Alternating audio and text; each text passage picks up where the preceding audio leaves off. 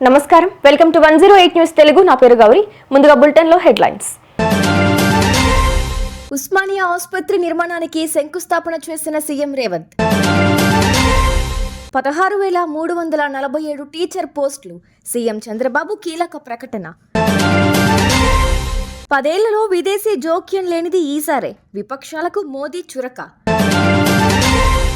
ఆంధ్రప్రదేశ్లో డ్రోన్ సిటీని అభివృద్ధి చేసేందుకు గరుడ ఏరోస్పేస్ 100 కోట్ల రూపాయల పెట్టుబడి. హైదరాబాద్లోని గోషమహల్ స్టేడియంలో ఉస్మానియా ఆసుపత్రి నిర్మాణానికి సీఎం రేవంత్ శంకుస్థాపన చేశారు. 26.30 ఎకరాల విస్తీర్ణంలో 2,000 పడకలు, అంతర్జాతీయ ప్రమాణాలతో ఈ హాస్పిటల్ను ప్రభుత్వం నిర్మించనుంది. 2026-27 నాటికి ఈ భవన నిర్మాణాన్ని పూర్తి చేయాలని భావిస్తోంది. ఇందులో అన్ని రకాల సూపర్ స్పెషాలిటీ వైద్య సేవలు, ప్రతి డిపార్ట్మెంట్కు ప్రత్యేకంగా ఆపరేషన్ థియేటర్లు, ఐసీయూ వార్డులు ఉంటాయని సర్కారు ప్రకటించింది. రాష్ట్రంలో రాత్రికి రాత్రే అన్ని కార్యక్రమాలు జరిగిపోతాయని చెప్పట్లేదని సీఎం సిబిఎన్ చెప్పారు. గాడి తప్పిన వ్యవస్థలను సరిదిద్దుతున్నామనే విషయాన్ని ప్రజల్లోకి తీసుకెళ్లాలన్నారు. ఎమ్మెల్సీ ఎన్నికలు ముగియగానే 16,347 టీచర్ పోస్టులకు డిఎస్సి నోటిఫికేషన్ ఇవ్వనున్నట్లు వెల్లడించారు. గ్రాడ్యుయేట్ ఎమ్మెల్సీ ఎన్నికల్లో ఆలపాటి రాజేంద్ర ప్రసాద్, పేరాబత్తుల రాజశేఖర్ను భారీ మెజార్టీతో గెలిపించాలని కూటమి నేతలకు సూచించారు. బడ్జెట్ సెషన్కు ముందు పీఎం మోదీ పార్లమెంటు ఎదుట ప్రసంగించారు. ఎన్డీఏ 3.0లో తొలిసారి పూర్తి స్థాయి బడ్జెట్ను ప్రవేశపెడుతున్నామని తెలిపారు.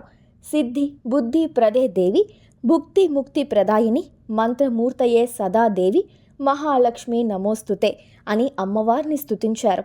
మధ్యతరగతి పేదలపై ఆ తల్లి కరుణా కటాక్షాలు ఉండాలని ప్రార్థించారు. బహుశా దేశ చరిత్రలో పార్లమెంటు ముంగిట స్తోత్ర పఠనం చేసిన పీఎం మోదీయే కావచ్చు. 2014 తర్వాత మన అంతర్గత వ్యవహారాల్లో విదేశీ జోక్యం లేకుండా జరుగుతున్న మొదటి పార్లమెంటు సెషన్ ఇదేనని ప్రధాని మోదీ అన్నారు. ఈసారి మంట పెట్టడానికి ఏ విదేశీ శక్తి ప్రయత్నించలేదని పేర్కొన్నారు. ఆ మంటలను ఎగదోయడానికి మన దేశంలో చాలామంది ప్రయత్నించే వాళ్ళని ఇండియా కూటమిని ఉద్దేశించి పరోక్షంగా ఆరోపించారు. రాష్ట్రంలో గరుడ ఏరోస్పేస్ సంస్థ పెట్టుబడులు పెట్టేందుకు సిద్ధమైంది. 100 కోట్ల రూపాయల కర్నూలు జిల్లాలోని ఓర్వకల్ ప్రాంతంలో డ్రోన్ హబ్ను ఏర్పాటు చేయనుంది. ఇది దేశంలోనే తొలి డ్రోన్ సిటీ ప్రాంతంగా చరిత్రలో నిలవనుంది.